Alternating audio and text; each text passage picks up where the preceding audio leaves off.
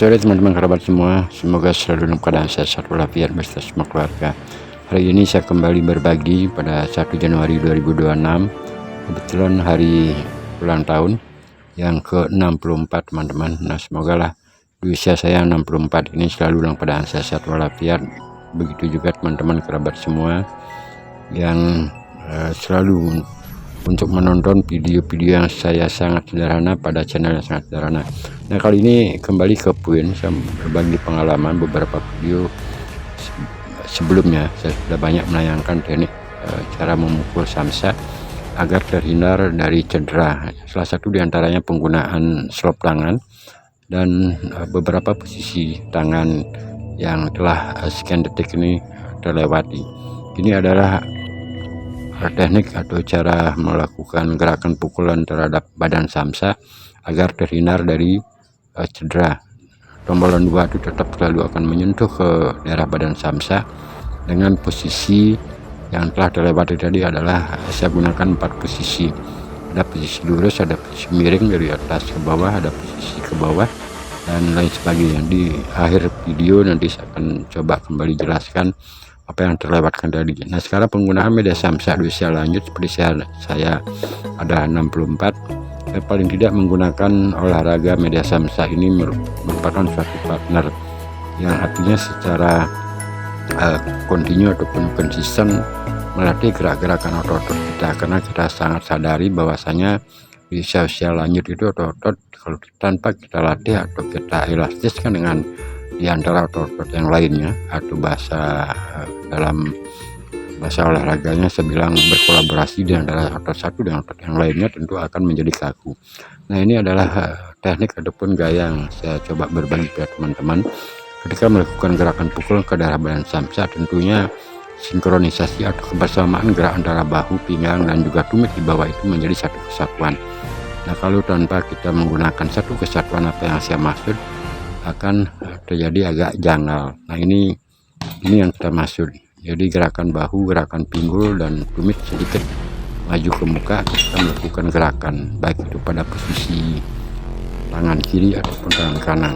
Setelah itu rasanya sudah enak atau artinya dalam posisi kita sudah dapatkan secara kestabilan, ya tentunya tinggal melakukan lontaran gerakan kebersamaan, menjulurkan tangan tentu dengan posisi apa yang saya sampaikan tadi.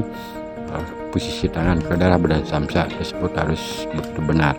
Kalau tidak demikian, akhirnya kita akan menjadi cedera baik ke hiu dan juga kepleset.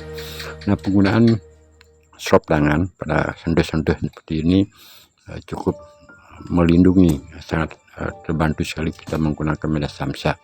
Nah, teknik yang lainnya ada saya gunakan sering menggunakan plesetan, artinya dengan cara menyentuh sedikit saja di daerah badan samsa, baik dengan menggunakan pukulan posisi miring, posisi dari bawah ke atas, ataupun lurus. Ini gerak-gerakannya. Jadi teman-teman dapat perhatikan gerakan seperti ini kelihatannya bagi saya adalah cukup menarik. Karena kenapa demikian?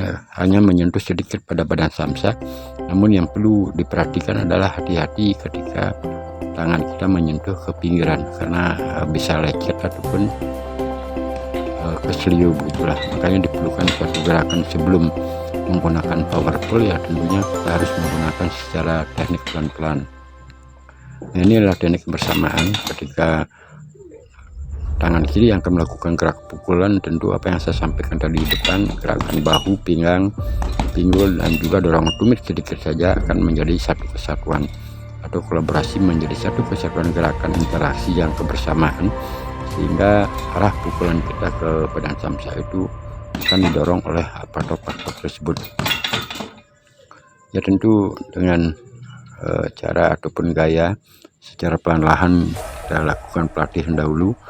Kalau sudah pasis dalam teorinya atau posisi apa yang saya maksud tersebut, ya teman-teman bisa menambahkan gerakan dengan kecepatan sesuai dengan keinginan kita.